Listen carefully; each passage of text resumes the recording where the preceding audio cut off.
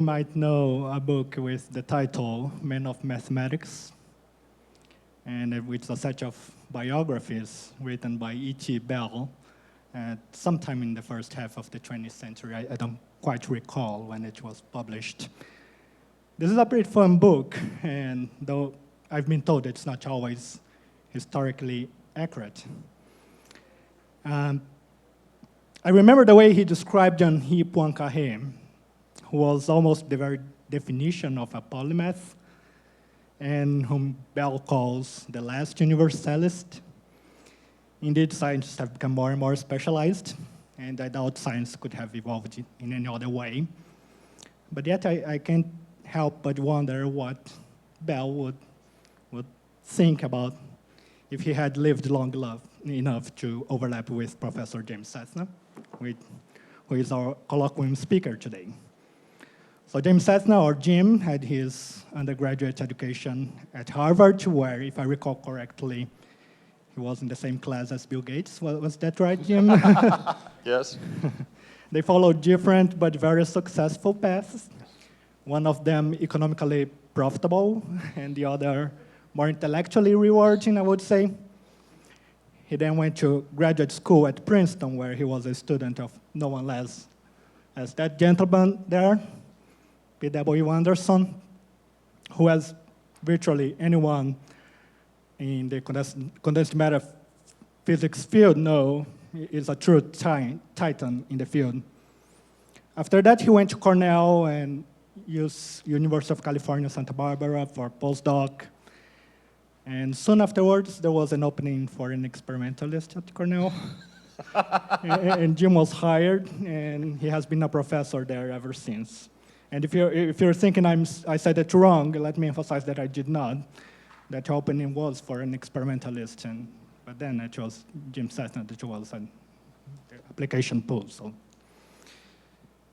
Well, as I indicated at the beginning, during his prolific career, Jim made contributions to a bewildering number of disparate fields, from econophysics to liquid crystals, glasses, dynamical systems, quantum systems, and biophysics, just to mention a few. So for those of us who know Jim well, it's not a surprise that he has come up with this set of very interesting and cool ideas to try to address this rather fundamental question of how science works. So let me thank Jim for coming and giving the colloquium, and without further ado, I'll let him start.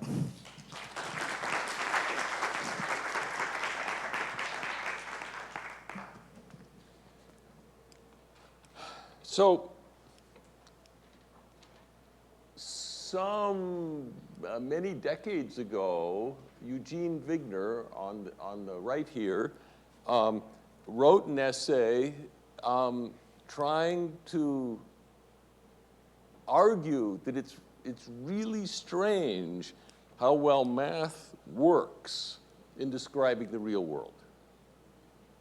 Many years later, Phil Anderson, partly in his tirade against high-energy physicists, saying they're the only people that do fundamental research, the rest of us are sort of like engineers, wrote his essay, More is Different, suggesting correctly that our ability to understand nature is not because we understand quarks. It's because we understand the things around us based on laws that may have a derivation from other laws at different scales. And that really fits with the physics paradigm, that math works because the emergent laws of nature are mathematical. And they come from other laws. And we have a whole machinery for doing that. And today, I'm going to admit that that machinery isn't obviously applicable to most of the rest of science. I don't say why physics works here, I say why science works. Much of physics is like I'm describing it, but also really much more of the rest of science is not derivable from the laws of psychology are not derivable from first principles from our understanding of biology. And I'm going to talk about a different kind of emergence that we've discovered. Yes. Oh. Different kind of emergence we've discovered in emerging out of work on systems biology and systems like that. Yes? May I make a remark? I think the correct is, why is nature mathematically comprehensible? But no. I am not going to explain why it's mathematically comprehensible. I'm just going to explain why it's comprehensible. I take that back. There's a little bit of math. There will be a little bit of mathematics in the emergent laws later. But for the beginning part of the talk, I'm going to talk about sloppiness in high-dimensional systems. Then I'll talk about the reason why behavior can be simple without having necessarily a mathematical description. And then I will explain why, if there's a mathematical framework, there are ways of getting simple mathematical explanations for things that mathematically underneath are very complicated. So that's the direction. Oh, and I've had a gigantic number of colleagues helping me with this. Danilo Liarte comes in on that list. I'll mention him a couple of times, but primarily he's been involved in all the other projects I've been involved in. Okay, so what is emergence in physics? Well, we have Schrodinger's equation, and we don't really need it to describe gases or liquids, and you don't really need to know the details of gas theory to understand Bose-Einstein condensates. Liquids lead to superfluids and liquid crystals, so superconductors up there. Danilo worked with me on superconductors. Liquid crystals, he made really interesting anyway, go ahead. There's a whole hierarchy, and there's jamming. Many of you are here to hear about jamming and glass transitions. These, we deduce the behavior using mathematics. And we often deduce it from pictures that we get from the lower level without paying attention to a lot of complex details. So in jamming, we don't start with atoms with real interatomic potentials. We get rid of all that and try to figure it out, ignoring those details. In high-energy physics, there's exactly the same procedure, except that the higher energy physics is used to deduce, it's actually the same procedure. The real difference is Schrodinger's equation at the bottom of both of these two charts is really messy in a lot of ways. And so the high energy physicists think that their beautiful emergent theories are the beautiful theories are the ones that are the base on which everything else is built, and we like the beautiful stuff at the top here, and the bottom stuff is chemistry. Physicists are, never mind. We have our own prejudices. So, techniques we typically use, and I won't talk about so much in this talk, continuum limits, renormalization group, separation of timescales. The mathematicians talk about asymptotic analysis, center manifold theorem, symmetries. And what we're going to be talking about are things like our study of the cosmic microwave background radiation, our models for climate science, economics, finance, the power grid, the ones with question marks we haven't applied our methods to. But surprisingly, all the ones without question marks, we've actually used the kinds of things I'll talk about today to explain and systematize and simplify those topics. I'm not saying this has taken over the entire science community. This is a small group of people, but I think it's really exciting. So for particle accelerators, Danilo Learte was part of a systematic attempt to get Cornell's particle accelerator to get higher emittance by using kind of the methods that were inspired by this. They're now using machine learning, of course, and the techniques here, we'll start with discussing sloppiness in parameter space, and I'll explain what that is. Then we'll go and look at the system as differential geometry, not in parameter space, but in the space of behaviors. We'll discover hyperribbons, which we made up the name. You don't have to know what it is, but we'll try to explain why that means that the behavior is simple. We'll explain the hyperribbons in certain special cases using interpolation theory. There are going to be ill-conditioned matrices and a bunch of things. And the idea is that most of these subjects don't have small parameters.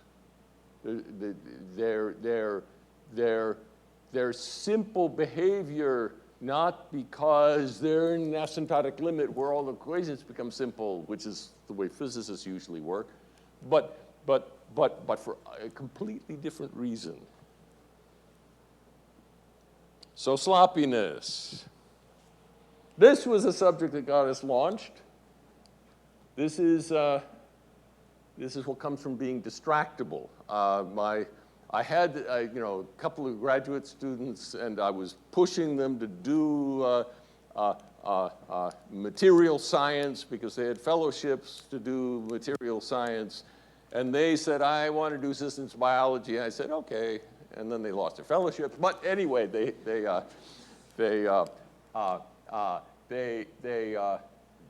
found a cancer biologist who, after a lot of discussions about apoptosis, finally said, let's do something tangible, and wrote that diagram down. And I said, oh, it's very nice, all those little lines and things, but how am I supposed to simulate that? And he said, I'm a chemical engineer. These are the equations. Okay? You can't read the equations. I'll show you one of them. Here's one of them. Nonlinear, ordinary differential equation with 20-some variables and 48 parameters. Here are 6 of the parameters. And I said, okay, we can type in equations and we can solve them. And then I said, what are the parameters? He said, he didn't know. He said, you don't measure parameters? No, I couldn't pay people to measure them. And they'd never get another job if they did. Okay, so how big a range? Can you give me a clue? And he said, well, typically plus or minus a factor of 1,000. I said, well, that makes it a different kind of problem. And I was convinced that it would be miserable. You could fit all your data, and then you'd do an experiment, and the model would be wrong, and then you'd fit your data again with a new experiment. You keep going, and I was wrong. I was wrong. His attitude was, this isn't so complicated. I used to be able to do it in my head. With a computer, we should be able to get numbers out. So I was right in that you couldn't figure out the parameters. So on the okay,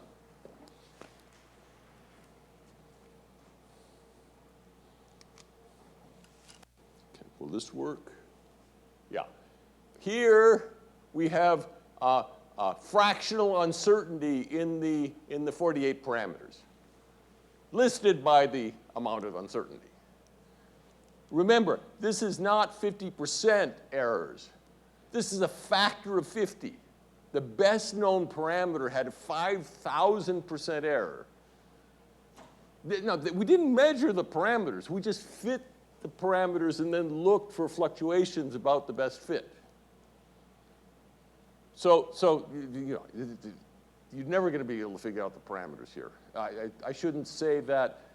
People have proposed with 1,000 times as much data and very careful measurements, they could pin down all those parameters, and we would argue that would just show that your model was wrong, not that your, anyway. These are the predictions from the model. The error bars are given by this set of parameters. This experiment, this predicted the result of an experiment that we got right. That if you put this particular drug added to the cell with that diagram, this chemical would rise and fall, and this epidermal growth factor would cause this ERK signal to rise and fall, and neuronal growth factor would cause it to rise and go stationary with a time scale of around 10 minutes. We predicted it. It was right. Flip a coin, you might think. The thing that's amazing about this is you got any prediction at all with all your parameters varying by this much. So this is what we call sloppiness. It's not that the parameters don't matter. Any one of the, well, most of these parameters, if you moved them by a factor of 2, it would really screw up the fits. It's combinations of parameters that turn out to be important. And you can think of this picture as a schematic. This is actually a real contour plot for a different model, fitting exponentials with a bunch of exponentials. I'll show my model manifold for that case in a little while. So you see, this is a stiff direction. You can't move the parameters very much without screwing it up. This is a parameter combination. So these are the individual parameters.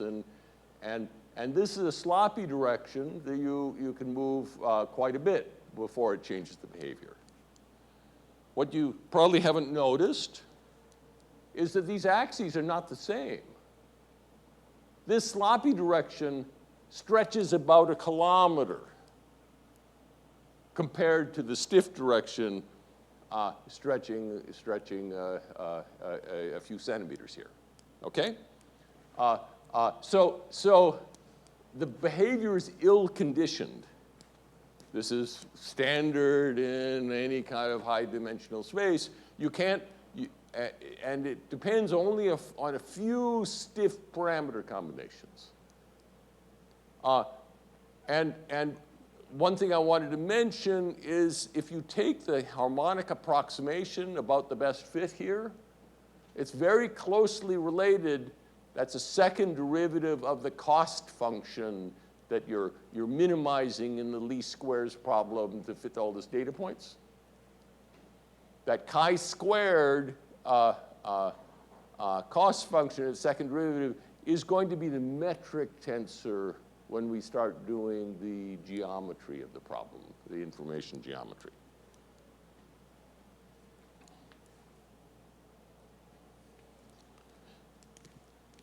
So I told you that it was sloppy. These are the eigenvectors of that Hessian. These are the principal axes of those ellipsoids are the square roots of these numbers. Notice they range over a factor of 10 to the 6th. Actually, this is not 48 eigendirections. There are another, they go down to about here. These are other physical problems. People say, oh, you've discovered sloppiness in biology. This is quantum Monte Carlo wave functions. Quantum Monte Carlo is, at the time, and still is, the most accurate quantum calculations for small molecules. And their wave functions are horribly sloppy. The parameters can move around all over the place and still have the same behavior.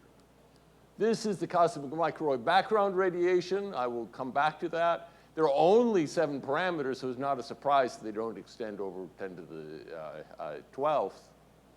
This is a discrete diffusion model that we made up. This is the Ising model, coarse-grained a little bit. This is the accelerator that Danilo Learte was studying. All of these share not only that some parameter directions don't matter, not only that many parameter directions don't matter, but there's equally spaced in log. Now, you'd say it's not completely equally spaced, obviously, but every one of these is something like a factor of 3 bigger than the next one. And 3 to the 48th is a very big number.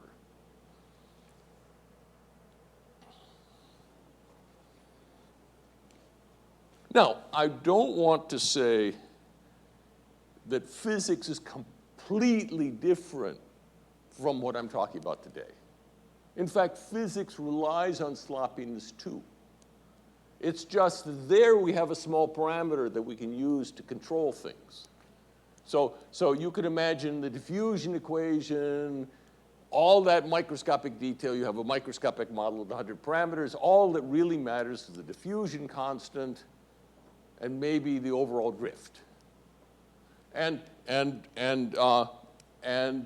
if you think about it, there's a fourth derivative term that's like the diffusion constant that adds a little bit of a correction to the behavior.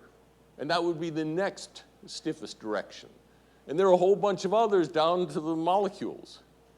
And the same thing is true in the Ising model. In the Ising model, we're used to the fact that there are relevant and irrelevant directions under coarse graining. So if we take the Ising model and analyze it using our same methods, except we can't just use chi-squared, we have to use the Fisher information matrix, but it turns out to be the same thing in the case of least squares. The metric here, if you ask to predict the probability of every possible spin configuration, and you allow for the possibility that your model may have long-range bonds to make it a multi-parameter model, it's not very sloppy here. This is only, ignore the 10 to the 5th. That's got unit differences. This is like 3 orders of magnitude, 4 orders of magnitude. And that's because if you know all the microscopic details, you can really reconstruct whether it's the nearest neighbor or next neighbor bond. But as soon as you start coarse graining, which is what Ken Wilson told us to do, your irrelevant directions peel off, and you only get the relevant directions. Now, I didn't do coarse graining other than only looking at every 4th pixel. By looking at every 4th pixel, we automatically pull out what Ken would call relevant directions.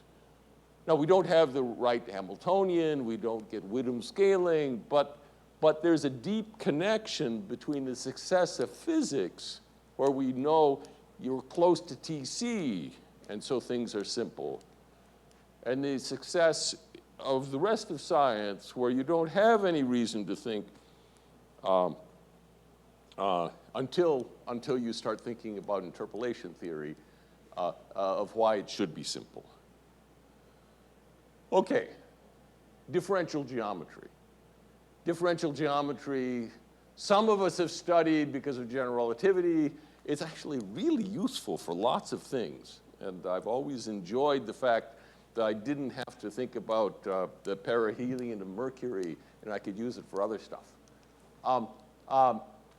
So let's think about, here's parameter space, right? You have here's a model. It's got 2 parameters. You can think of this sort of like radioactive decay. You measure a Geiger counter, and you look at the Geiger counter at various times t sub n, and you get data. And here's parameter space theta 1, theta 2, and here are the contours. If this is this is the best fit parameters, you can move the parameters a lot in some directions and not very much in other directions. This is not a multi-parameter model. This is a two-parameter model. So there's going to be new things that happen. But the thing I wanted to say is this two-dimensional parameter space gets mapped into prediction space. So if I pick 3 times T1, T2, and T3 and plot Y1, Y2, and Y3 in that three-dimensional space, this two-dimensional region gets mapped onto a two-dimensional surface. That manifold model of predictions is going to be what we're going to study today. The parameters are the coordinates on this surface. There are boundaries of our model at extremes. So if one of these decays happens infinitely slowly, so theta is 0, then you get something that doesn't decay to 0, it decays to 1, or if both of them decays to 2, or doesn't decay at all, rather. So here's the boundary at 0. You can also drop infinitely quickly with one of the two exponentials, that's infinity. Or you could have both of them equal to one another, and so it's just a one exponential fit. And those form edges of the model manifold. And I want you to notice that the edges of the model manifold correspond to simpler models. This is going to be important later, where we're going to use the edges of the model manifold to approximate a complicated system with simpler systems. Again, the metric in this space is distance in this possible space of predictions. So two models are different if they give different predictions. And that's the basis on this Fisher information metric G mu nu. Final thing I want to get out of this picture, I'm drawing a lot from this one picture. I'm going to argue that simplicity has something to do with slicing this model manifold in various directions. And one way to slice it is by picking one direction, like the prediction for time T2, Y2. If I do one measurement and I find Y2, that gives me a new model manifold consistent with my new data, which is given by slicing the surface at the coordinate Y2. I'm going to do that again to discuss how it's connected with interpolation theory.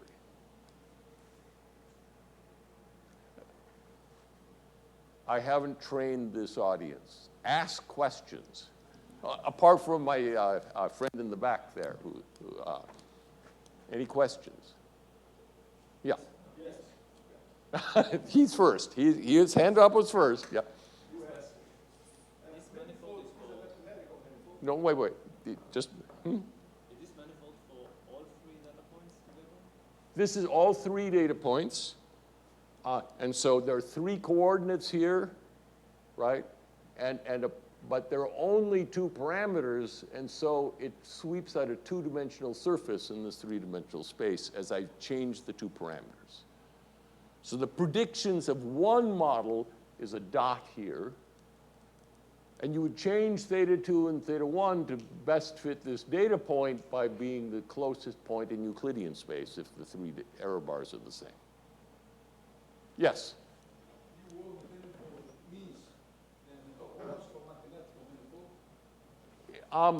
We've discussed that a lot. This manifold might have self-intersections.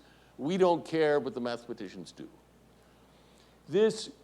We talk about the boundary of the model manifold. Our boundary is the same as the mathematician's boundary, but this is not a manifold with boundary, because the mathematicians don't like these funny corners at the edges of their manifolds. They insist that a manifold with boundary has to have a manifold with just smooth linear surface, not with corners. Differentiable manifold. Yes? If you're trying to describe a system that is Say again? If you are trying to describe a system that is stochastic. Stochastic we'll do in a moment. Yes. So if we have a probabilistic model, then you can't just plot the predictions. And so, for example, for the early universe, we predict the pattern of a microwave background in the sky. The cosmic microwave background radiation, the prediction is for a probability of each possible microwave background radiation. And that led us to a whole new procedure that I'll tell you about at the end. Yeah? I was confused by the last sentence in your slide. I mean, you mean data apart from the one that is already there? These are predictions. No, but there's a point there. Data, right? Oh, I made that up. Okay. So imagine I have no data. Okay. And then I measure Y2. Then I will have a range of possible predictions after I know Y2 that slices the manifold. And the claim will be that every time I get another data point, the range of possible predictions for everybody else will get smaller and smaller. And that will tell me the geometry of my model manifold has a certain structure. Good questions. One.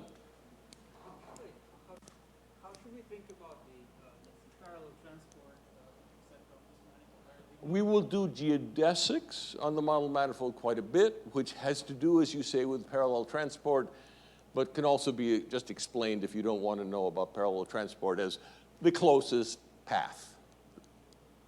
But I think some of my group members have gotten into Christoffel symbols and things, especially for phase transitions. Yeah. Okay, let me move on and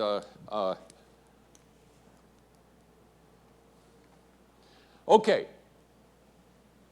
The geometry of this surface, the claim is it looks like this guy. It's got a long direction, a medium direction. This is not a two-dimensional thing the way the last one was. This is a 7 or 8 parameter model, but it's got an emergent structure which looks like a ribbon.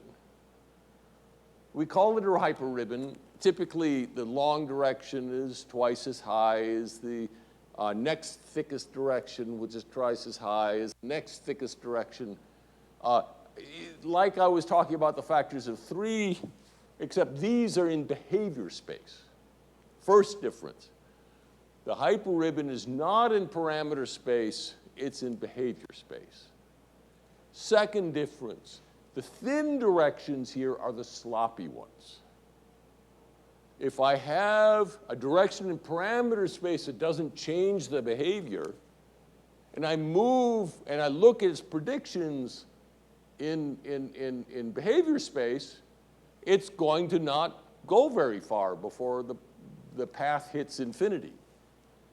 Okay? So then you can ask, well, how do I know there's a hierarchy of widths? So you've just shown me one example. Well, here's one of our tests. We took this particular model and we looked at the square roots of the eigenvalues. And then this is where we used geodesics.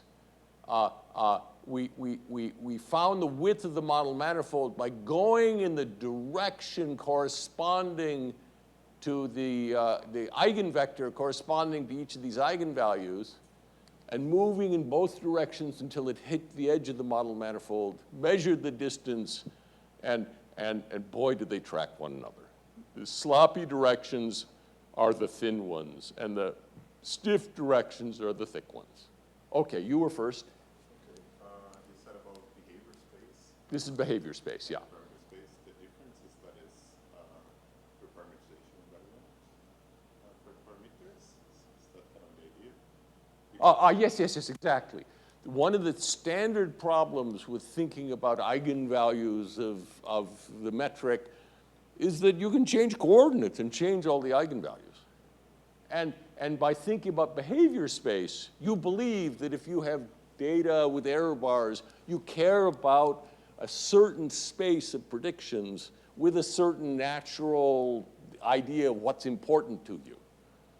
And by going to behavior space, we spent probably 8-10 years before we started thinking about behavior space.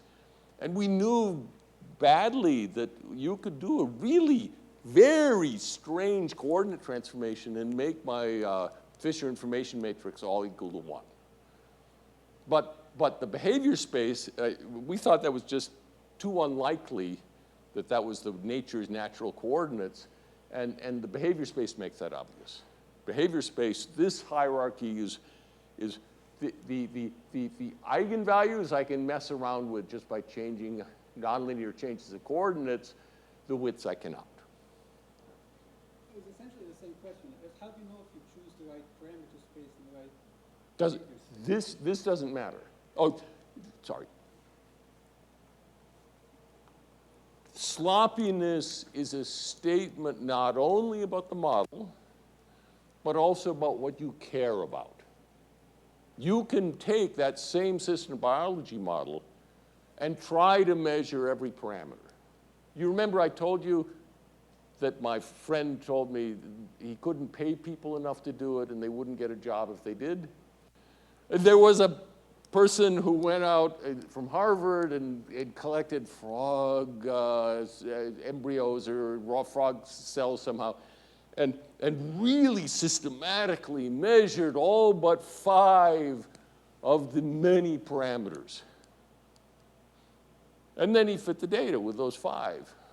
And then we decided that we would take our model and see what would happen if we measured all but 1 with the same accuracy. And our fits were meaningless because that last parameter could be used to change everything to match. So,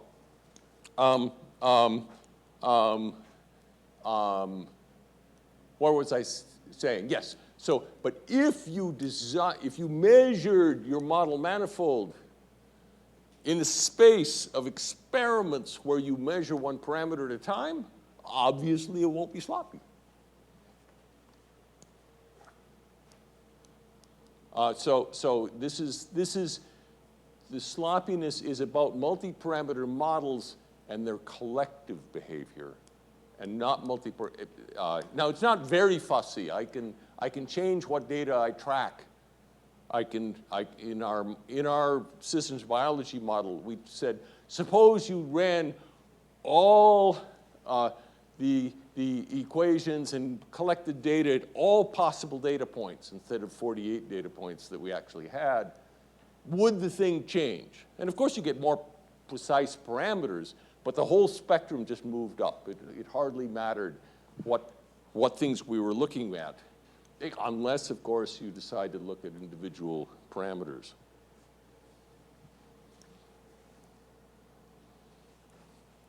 Why is it a hyperribbon?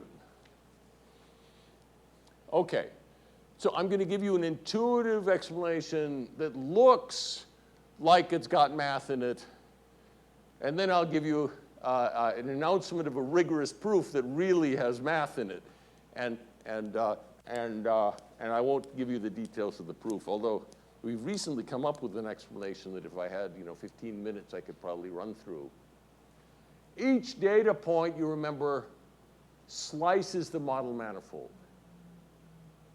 If I have a nonlinear fit to data, and I pass it through like 5 data points, I'll get pretty good answers for predictions for all the other data points.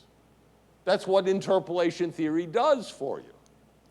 In fact, there's a nice formula that the range of possible answers to a question you haven't asked yet, the measurement you haven't made, is bounded by the nth derivative of your theory with respect to not one of our parameters, but with respect to the independent variable that distinguishes different experiments, the controls, the knobs that you're tuning in your in doing different experiments.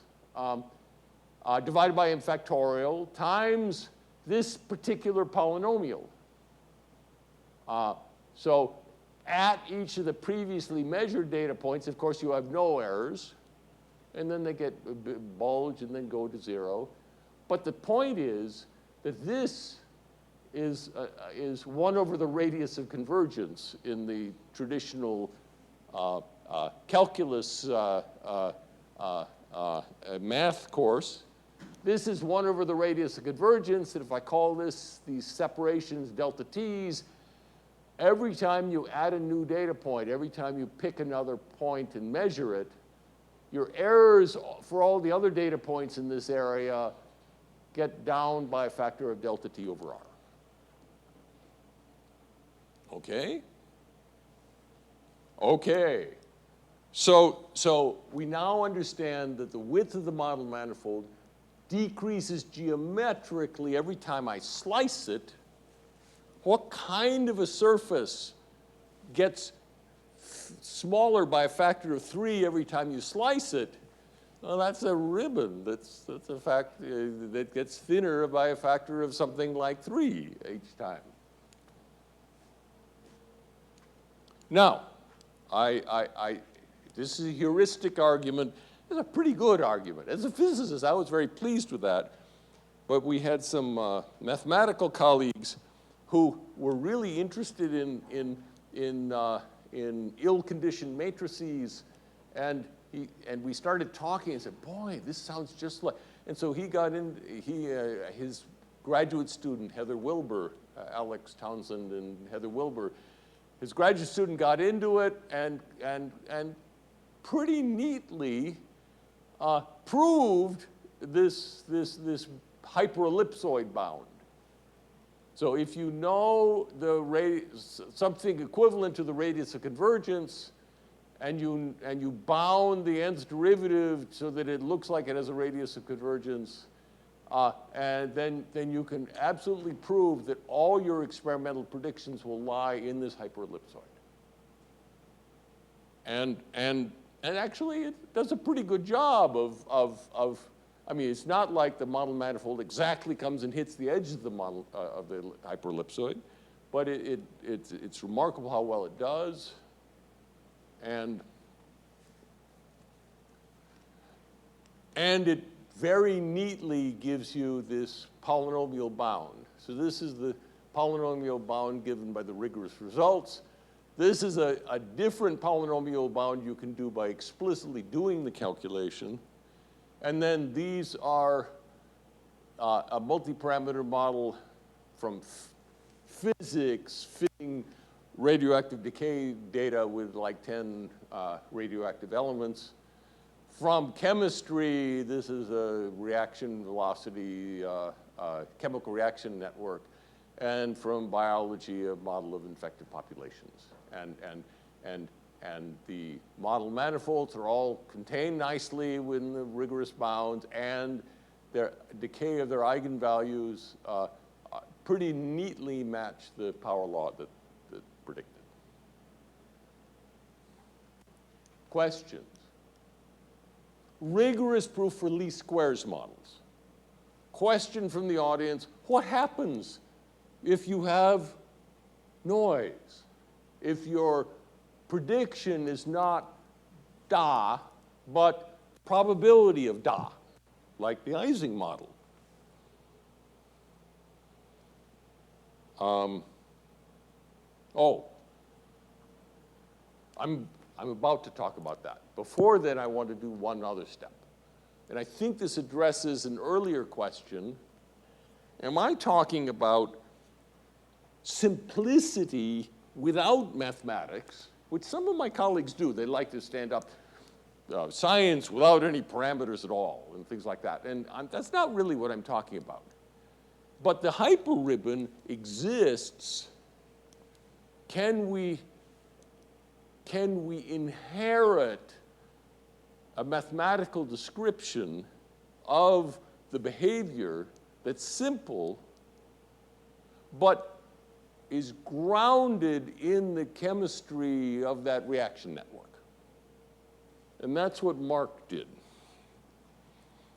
And so I've been giving talks like part of this for a long time.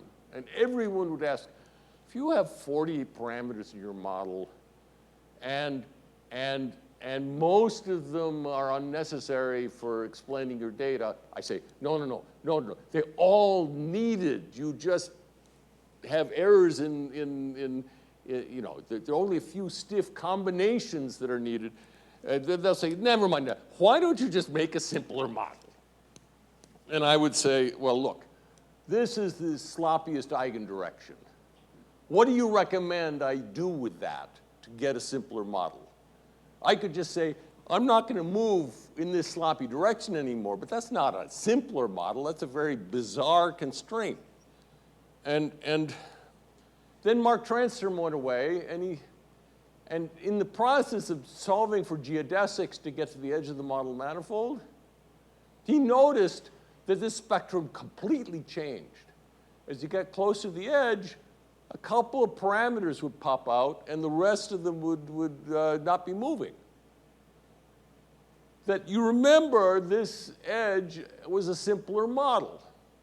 So say, for example, this is not typically the simplification that happens, but suppose I have two reactions, one plus and one minus, and suppose they're fast compared to everything else. Then there's a simpler model. You just assume that the ratio of products and reactants is set, is fixed at where the rates balance, right? You equilibrate that little region and you get a simpler model.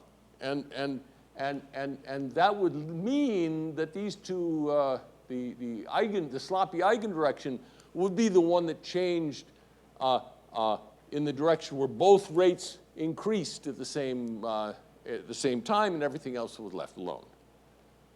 And so he took this and he, one by one, removed parameters by taking the sloppiest direction, finding the geodesic, going to the edge, and it worked spectacularly well.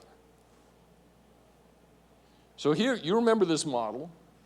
I didn't go into great detail about how signals were transferred from the membrane to the nucleus and how this was related to cancer. But this was our original model, and here were the eigenvalues that now I'm not just showing the top 10 to the 6, I'm showing all of them. And then there were 48 parameters. There are 29 ordinary differential equations. And then he went through his geodesic trick. 12 parameters, 6 differential equations. These are now the simplified network. You notice, suddenly, ordinary humans could do what I admit my cancer biologist friend would tell me. There's a main central path. There's a negative feedback loop here, and there's a side branch that NGF uses and EGF doesn't that keeps ERK going. He told us that to begin with. But it's great that we don't have to teach the computer that. His wisdom and experience just happens when you do Mark's coarsening. Okay, so now it's not sloppy anymore. He, in fact, took away parameters until the data fits were not quite as good. Yep. This is a system of ordinary differential equations. The whole thing, the chemical relation balance equation, is a whole system.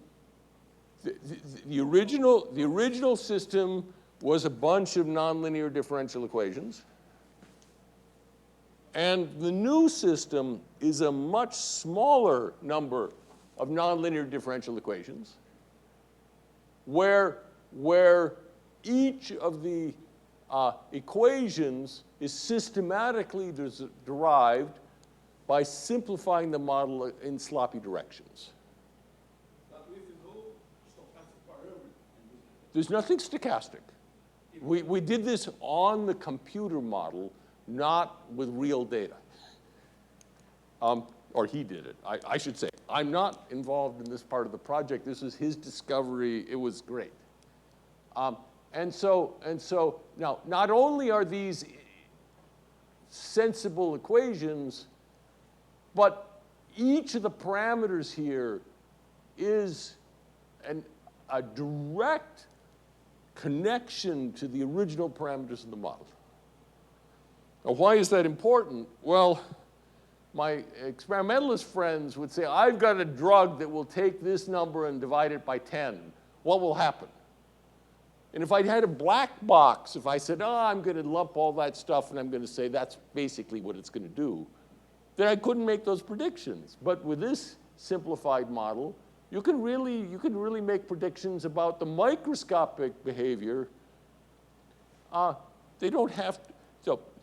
So these are sort of effective, renormalized parameters that you can trace back to their original microscopic origins.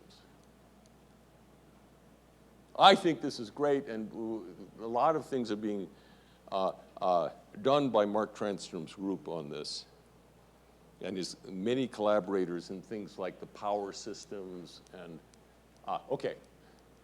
Finally, I want to mention visualizing probabilistic models. Yeah.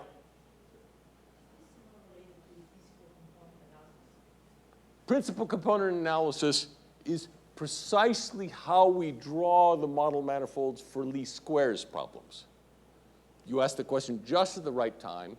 Principal component analysis says you have high-dimensional data, just find the few directions which vary the most and use those to plot your data. And it doesn't work for probabilistic models because the probability distribution isn't a vector. It's a probability distribution. And we found a replacement. But then, I mean, if you have a probabilistic model, you can do the equivalent of PC, which is like a Boltzmann machine. And then you still have some manifold that is low dimensional, which I will have to ask you what you mean by Boltzmann machine. I've never heard anybody tell me Boltzmann machines were ways of drawing high-dimensional probability distribution. That sounds very interesting. I have nothing useful to say on the fly. If you can do as well as we did, that would be fantastic. So, early universe, this is the microwave background radiation, probably 10 years out of date, but at this resolution you can't tell. This is our universe, this is a snapshot. You can think of this as like an Ising model. This is one snapshot of the Ising model. And the prediction of the theory is not that it's this pattern, but that the statistics of this pattern, like the statistics of the Ising model, will describe each snapshot. It describes the statistics. And then we took the lambda cold dark matter model of the universe with a couple of astrophysicist colleagues. How am I doing on time? 5 more minutes? Fine. And we just moved the parameters around, and we found the Fisher information, you know, the right distance measure. This was very tricky, actually. I'll tell you about it in a moment. And this is the space of all possible universes. It's hard to sample the whole space. This was a subsampling of the space of all possible universes, but you can see there's a long direction, a medium direction, and the long direction has to do with the primordial density fluctuations, and the medium direction has to do with the speed of expansion. This is a neural network trained to look at digits. I have a much more impressive neural network application in a moment. This is only a 10-dimensional space, and the next one will be some 10 to the 50,000 dimensional space, or 10 times 50,000, I don't know. It depends on how you define it. This is the Ising model. This is the Ising model. And this is a two-dimensional Ising model. This is the model manifold in an appropriate space.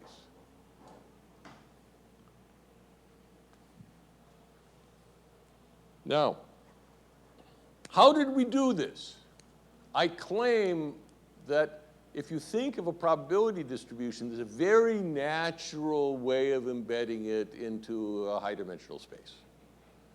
And that is to say, a probability distribution is a length 1 object. The sum of the probabilities is 1. So if you take the square root of each of the probabilities in this probability vector, that's a point on the unit sphere. The distance between those points is the proper Fisher information metric.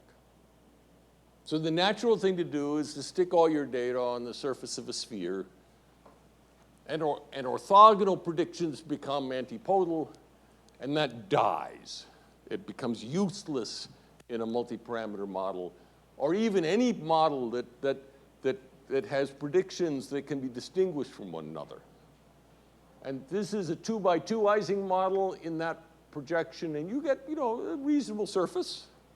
You're not going to get the critical exponents out of a 2x2 Ising model. Here's a 4x4 Ising model, and you can see it's bending more. And when you go to, this is not an actual one, this is a extrapolation for a 128 by 128 Ising model, almost all your data points are in dimensions you can't plot here. Okay? The PCA, picking the 3 biggest directions, captures very little of the variance. And the problem is roughly that there's too much data. That you can tell the difference in a 128 by 128 simulation. You can look at one snapshot and say, that's completely different from this other parameter set. And so as soon as you have data points that are mutually orthogonal, you can't have a low-dimensional representation. Now, what's cool is when we started thinking about this, we recognized that the problem was similar to a problem where I would take 2x2 Ising models and just tile space until it looked like 128 by 128. That also has too much information. It's 128 divided by 2 is 64 squared samples of a 2x2 Ising model will also give me that extra information. And so we could take the probability distribution were multiple snapshots and take the limit of 0 snapshots, which is replica theory, which most of you have been hearing about for the past few lectures. This replica theory doesn't have any symmetry breaking. It's just plain old way of calculating the log. Anyway, this is what you get. This is with the data from the 2x2 or 4x4 Ising model replicated down. And this gives you a Bhattacharya metric embedding into a Minkowski space, and then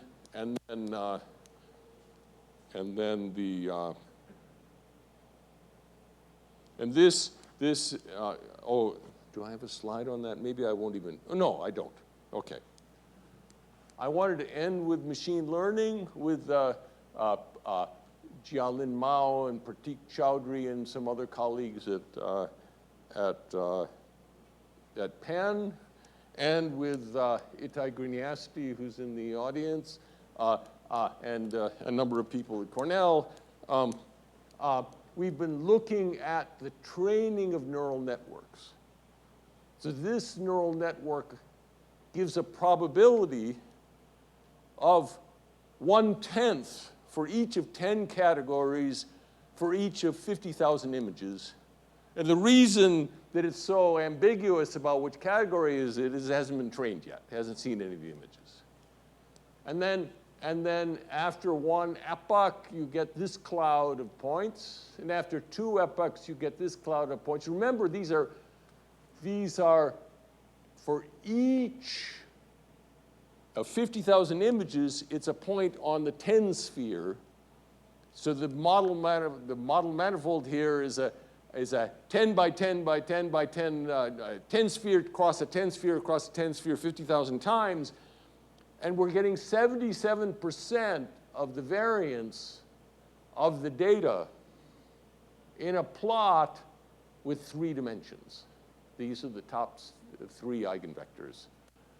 This is in Minkowski space, which makes it a little more difficult to interpret. But now we can compare large networks and small networks. We've been comparing different architectures. We can get beautiful paths that I don't have because I didn't remember to ask Itai for one before I left. We're quite excited. Multi-parameter models fit to data. What better application than machine learning that has millions of parameters fit to bazillions of images scraped off the internet?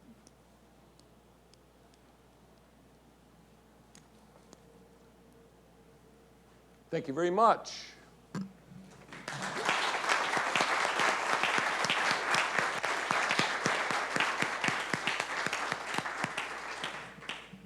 Okay, we have time for questions.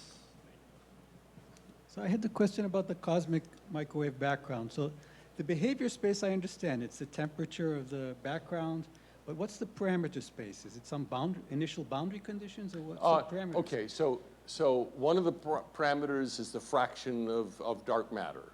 One of them is a fraction of dark energy. One of them is this amplitude or power law describing the endpoint of inflation. Inflation dumps you off not with a perfectly uniform background, but with a little bit of tiny fluctuations with the power law spectrum. One of the parameters is the Hubble constant. One of the parameters, I don't remember all the parameters, I'm embarrassed to say, but there are seven or eight parameters.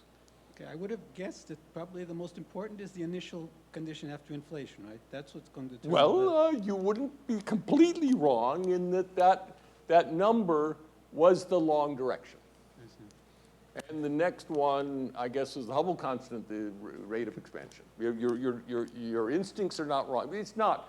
It's only 5 times as important, but it is the most important. But you didn't consider modifications of general relativity or something like that. That wouldn't be a parameter for you.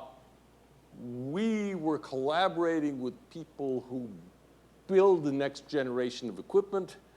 If they wanted us to put that in, we would. Thanks. Okay, thanks. More questions? Thank you for asking questions. This is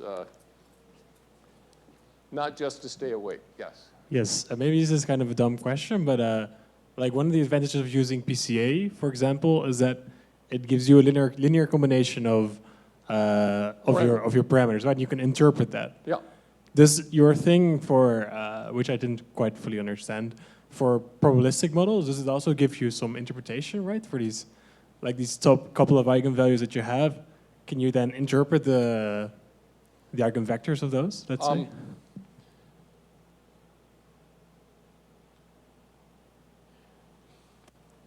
Not always, sometimes. So for the Ising model, we have a way of doing special cases which are exponential families, if you know about probability theory, or if you know about statistical mechanics, anything with a free energy, basically.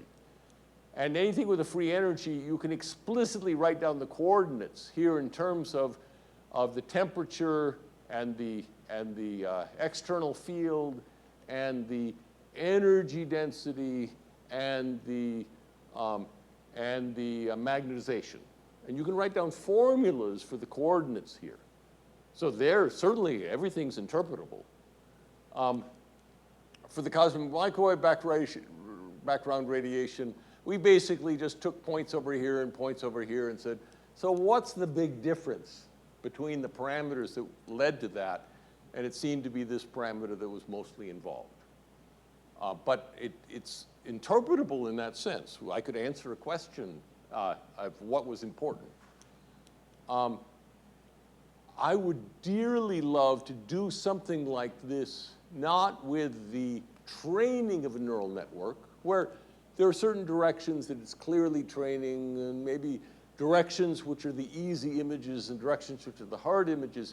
What I really would like to do is somehow find a way of looking at how the trained machine, one trained machine, not an ensemble, thinks about the universe, thinks about dogs and cats, and pick out directions and try and identify what changed when I moved in that direction. Is it looking, is it thinking about the noses or the ears, or is there a direction in space that separates happy from sad, independent of species? I don't know.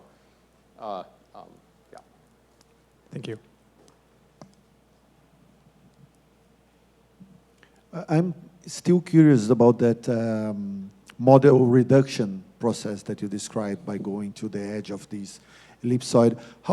Two questions. So how critical is to have data to do that? I mean, or can you do it just by knowing a model and proposing a thought experiment, right?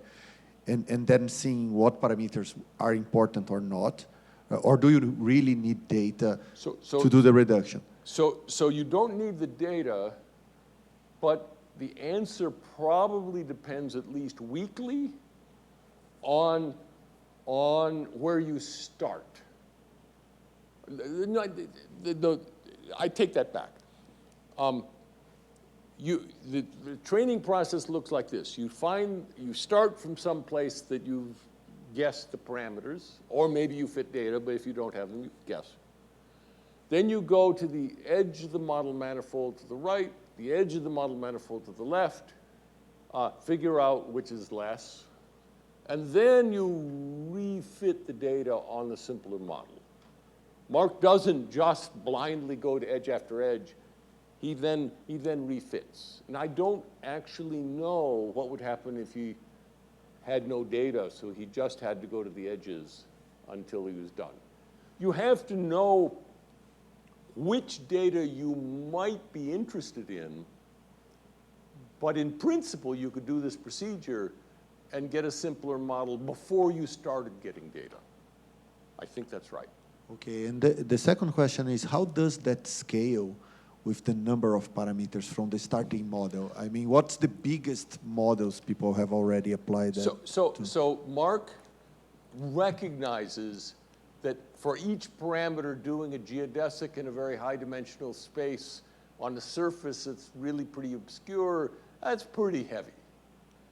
And he now has a very sneaky method he hasn't published yet, but I doubt if anybody here is going to steal it before he does, that has something to do with taking the nonlinearities, which are pretty weak because their model manifold is confined to a very flat surface, changing variables a little bit to straighten out the corners, and then sampling corners, and then doing some, what is it called? Linear, there's a sneaky method if you have a linear system of very efficiently picking out the hyper corner that does the best job of a linear optimization scheme. If anybody knows the name of that procedure, but he's using that, and he's now done quite substantial models. I'm not sure. This is very early in the stage, and there aren't thousands of people hired by Google to really make this work. So there's plenty of room for people to do a better job. But a little bit of effort on a noticeable amount of effort by a very intelligent person has already sped it up by a factor of 1,000 or something. More questions?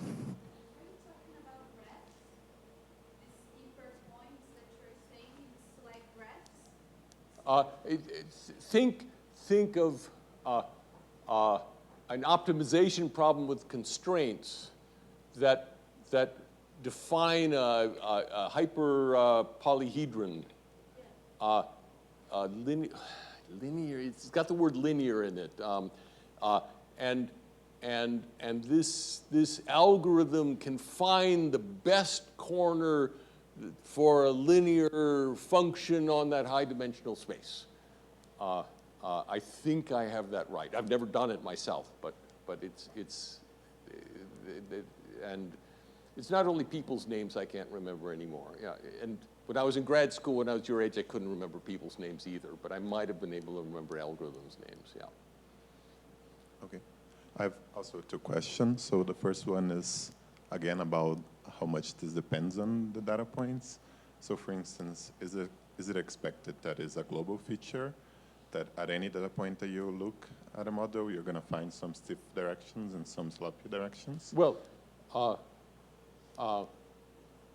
basically, yes. If you're looking for collective behavior, that's correct. Okay. And everyone asks, what about a chaotic system? And you have to define your idea of knowing what the chaotic system is doing. But I think doing the right thing, if you think about attractors and stuff, even chaotic systems. Go ahead. Okay. The second question is really more about understanding something. I'd like to understand a little bit more what is this radius of convergence that you talked about when you're talking about why is expected that you have this hierarchy. So maybe can you relate this? You related the delta t to...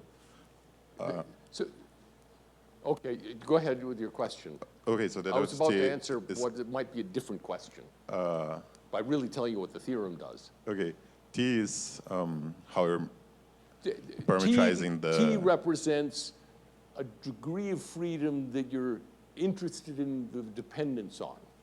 So if you have chemical reactions, it's often T, but it might be temperature. You might do the same experiment at different temperatures. Okay. For circadian rhythms, that's a big deal because you know that the frog can still tell time whether it's cold or hot, or the bacterium, actually. Yeah. Okay. And can you also relate this R to something? This Like there's R is something a tangible in statement that there's a experiment. certain distance you have to move that you get answers that are similar to the answers you've already seen. Okay. So once you have one data point per radius of convergence, that's, in my mind, that's one data point between points that you have any reason to think are going to tell you information about one another. Past that, it becomes sloppy. That when you get more data points than that, then new slices will geometrically shrink the model manifold. That was the intuitive picture. Okay, yeah, I guess Yep. it's intuitive. Thank you. And the mathematical proof, one version of it involves the van der Maan matrix, for those of you who have heard of van der Maan. More questions? Okay, so let's thank Thank Jim you again. very much. This has been great.